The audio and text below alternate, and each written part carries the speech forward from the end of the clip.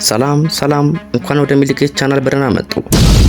ዛሬም እንደተለመደው በእግር ኳስ ዓለም ብዙዎችን ያስገረሙና ማንም ያልጠበቃቸው ትልልቅ የዝውውር ዜናዎችን ይዘን መጥተናል።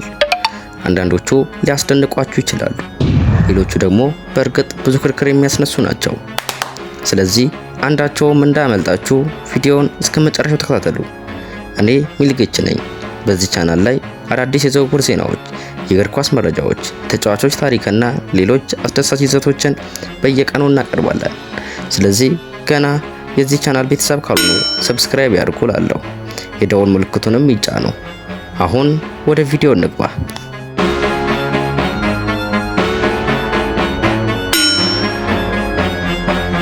ወደ መጀመሪያው ዜና ስናልፍ ሪያል ማድሪድን የሚመለከት ትልቅ የዝውውር ዜና ወጥቷል።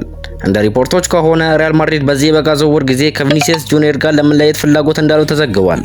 ከዚህም በላይ ዝውውሩ እንዲሳካ ለማድረግ ተጫዋቹ ከዝውውሩ ገንዘቡ ላይ የተወሰነ ድርሻ እንዲያገኝ ለማድረግ ዝግጁ መሆኑንም ተናግሯል።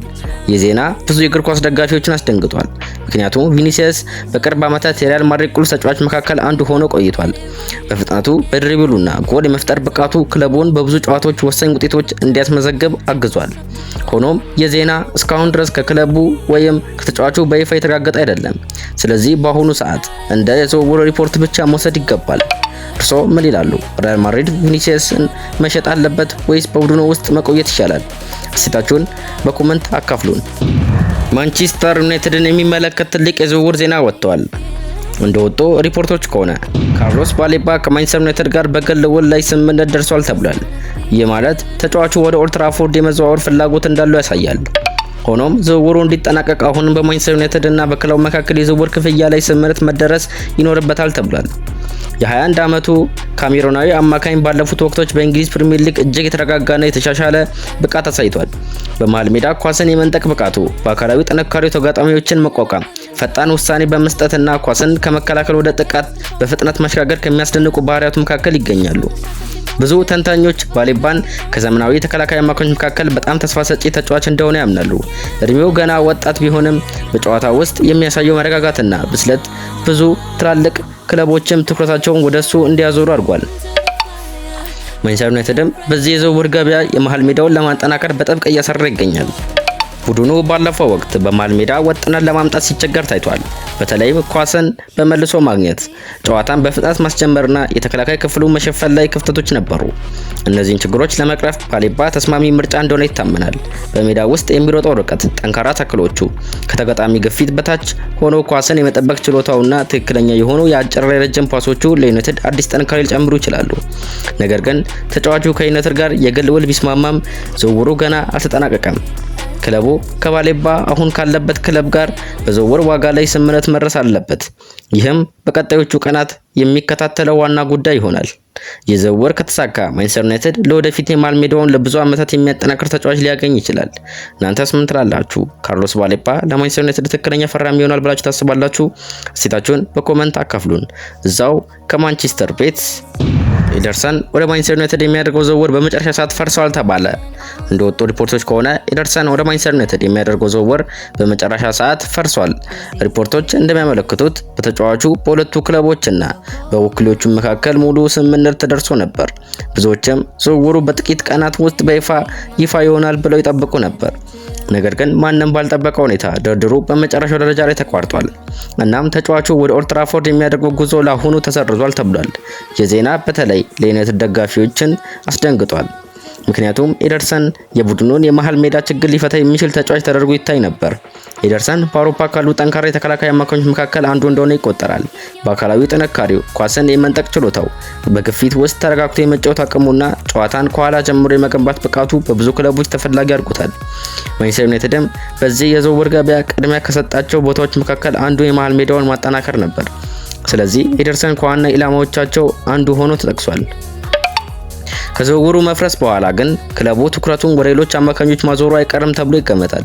በተመሳሳይ ጊዜ ዩናይትድ ከሌሎች ተጫዋቾች ጋርም የተያዘ እንደሚገኝ ሪፖርቶች ይጠቁማሉ። ይህ ማለት ክለቡ የመሃል ሜዳ ማጠናከሩን አያቆምም ማለት ነው። ነገር ግን ዋና ኢላማውን ካጣ በኋላ አዲስ አማራጮችን ይመለከታል ማለት ነው። ሆኖም ግን አንድ ነገር ማስታወስ ይገባል። ይህ መረጃ እስካሁን ድረስ ከማንቸስተር ዩናይትድም ሆነ ከተጫዋቹ ክለብ በይፋ የተረጋገጠ አይደለም። ስለዚህ በአሁኑ ጊዜ እንደ ዝውውር ሪፖርት ብቻ መውሰድ ይገባል። በቀጣዮቹ ቀናት አዳዲስ ለውጦች ሊኖሩ ይችላሉ። እናንተስ ምን ትላላችሁ? ማንቸስተር ዩናይትድ ኤደርሰንን ማስፈረም ሲያቅተው ቀጣዩ ኢላማው ማን መሆን አለበት? አስተያየታችሁን በኮመንት አካፍሉኝ። ቀጣይ ዜና ከስፔን ምድር ባርሴሎናን የሚመለከት ትልቅ የዝውውር ዜና ወጥቷል። እንደወጡ ሪፖርቶች ከሆነ ባርሴሎና የኤሲ ሚላን ኮከብ ተጫዋች ራፋኤል ሊዮን በውሰት ለማስፈረም እየሰራ ነው። የክለቡ ፕሬዝዳንት ጆአን ላፖርታ የዝውውር እንዲሳካ በግል ፍላጎት እየገፋ እንደሚገኝ ተዘግቧል። ሪፖርቶቹ እንደሚያሳዩት ባርሴሎና ባለፈው ወቅት ማርከስ ራሽፎርድን ለማስፈረም የሚጠቀምበትን አይነት የውሰት ስምምነት እንደገና ለመጠቀም እያሰበ ነው። ይህ ማለት ክለቡ በአንድ ጊዜ ብቻ ገንዘብ ከመክፈል ይልቅ በፋይናንስ አቅሙ የሚመጠን መንገድ ዝውውሩን ለማጠናቀቅ እየሞከረ መሆኑን ያሳያል። ራፋኤል ሊያኦ በአውሮፓ ውስጥ ካሉ በጣም አደገኛ የክንፍ ተጫዋቾች መካከል አንዱ ነው። በፍጥነቱ በድሪብሉ ተጋጣሚዎችን አንድ ለአንድ በማለፍ ችሎታውና ጎል መፍጠር ብቃቱ በብዙ ጊዜ የኤሲ ሚላን ወሳኝ ተጫዋች ሆኖ ታይቷል። በተጨማሪም በሁለቱም ክንፎች መጫወት መቻሉ ለማንኛውም አሰልጣኝ ተጨማሪ አማራጭ ይሰጣል። ለባርሴሎና ደግሞ እንደዚህ ያለ ተጫዋች ማስፈረም በጥቃት ክፍሉ ላይ ትልቅ ጥንካሬ ሊጨምር ይችላል። የክለቡ አሰልጣኝ በክንፍ ላይ ፍጥነት፣ ፈጠራና ጎል የማስቆጠር አቅም ያሉን ተጫዋች እንዳይፈልግ ሲነገር ቆይቷል። ሊያውም እነዚህ ባህሪያት የሚያሟላ ተጫዋች ነው። ሆኖም የዝውውር ቀላል አይሆንም። ኤሲ ሚላን ከዋና ኮከቦቹ አንዱን በቀላሉ ለመልቀቅ ፈቃደኛ እንደማይሆን ይጠበቃል፣ በተለይም የውሰት ስምምነት ከሆነ። ስለዚህ በሁለቱ ክለቦች መካከል የሚደረገው ድርድር ቀላል እንደማይሆን ይገመታል። እስካሁን ድረስም ከባርሴሎናም ሆነ ከኤሲ ሚላን በይፋ የተረጋገጠ መግለጫ የለም። ስለዚህ ይህን መረጃ እንደ ዝውውር ሪፖርት ብቻ መውሰድ ይገባል። በቀጣዮቹ ቀናት ግን ሁኔታው የበለጠ ግልጽ ሊሆን ይችላል። እናንተስ ምን ትላላችሁ? ራፋኤል ሊዮ ወደ ባርሴሎና ከተዘዋወረ ለክለቡ ትክክለኛ ፈራሚ ይሆናል ወይስ ኤሲ ሚላን ሊሸጠው አይገባም? አስተያየታችሁን በኮመንት አካፍሉን።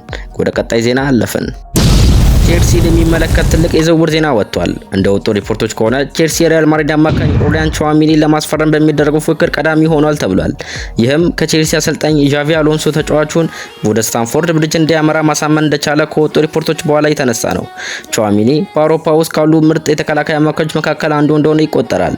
በአካላዊ ጥንካሬው፣ በኳስ የመንጠቅ ችሎታው፣ ጨዋታን የማንበብ ብቃቱና ከመከላከል ወደ ጥቃት ፈጣን ሽግግር የማድረግ አቅሙ በብዙ ክለቦች ተፈላጊ አድርጎታል። ቼልሲ በዚህ የዝውውር ገበያ የመሃል ሜዳውን የበለጠ ለማጠናከር እየሰራ እንደሆነ ይታወቃል። ክለቡ በቀጣዩ ወቅት ለፕሪሚየር ሊግ ዋንጫና ለአውሮፓ ውድድሮች በጠንካራ ቡድን ለመቅረብ እየሞከረ ነው። በዚህም ምክንያት ቹዋሚኒ ከዋና ኢላማዎቹ መካከል አንዱ ሆኖ ጠቅሷል። ሪፖርቶቹ እንደሚያመለክቱት ዣቪ አሎንሶ ከተጫዋቹ ጋር በተደረጉ ውይይቶች የክለቡን ፕሮጀክት በዝርዝር አስረድቶታል። እናም ቹዋሚኒ በቼልሲ ውስጥ ዋና ሚና እንደሚኖረው እንዲያምን ማድረጉ ተነግሯል። ይህም ቼልሲን በውድድሩ ውስጥ ከሌሎች ክለቦች ቀዳሚ እንዲሆን አግዞታል ተብሏል። በሌላ በኩል ማንቸስተር ዩናይትድን በተጫዋቹ ላይ ፍላጎት እንዳለው ተዘግቧል። ዩናይትድ የመሃል ሜዳውን ለማጠናከር ቹዋሚኒን ከሚፈልጋቸው ተጫዋቾች መካከል ቢያስቀምጠው በአሁኑ ሰዓት የቼልሲ የበለጠ ጠንካራ ቦታ ላይ እንዳለው ሪፖርቶች ያመለክታሉ። ነገር ግን ይህ ዝውውር ቀላል አይሆንም። ቹዋሚኒ በሪያል ማድሪድ ውስጥ ጠቃሚ ተጫዋች ነው። እናም ስፔናዊ ክለብ ከፍተኛ የዝውውር ክፍያ ሳያገኝ በቀላሉ እንደማይለቀው ይጠበቃል። ስለዚህ ቼልሲ ይህን ዝውውር ለማጠናቀቅ ትልቅ የፋይናንስ ጥረት ማድረግ ሊኖርበት ይችላል። በተጨማሪም እስካሁን ድረስ ከሪያል ማድሪድም ሆነ ከተጫዋቹ በይፋ የተረጋገጠ መግለጫ የለም። ስለዚህ ይህ መረጃ በአሁኑ ወቅት እንደ ዝውውር ሪፖርት ብቻ መውሰድ ይገባል። በቀጣዮቹ ቀናት ግን ሁኔታው በፍጥነት ሊቀየር ይችላል። እናንተስ ምን ትላላችሁ? ቹዋሚኒ ወደ ቼልሲ ከተዘዋወረ ለቡድኑ ትልቅ ጥንካሬ ይሆናል ወይስ በሪያል ማድሪድ መቆየት ይሻለዋል? አስተያየታችሁን በኮመንት አካፍሉን። ወደ ቀጣዩ ትልቅ የዝውውር ዜና እንሂድ።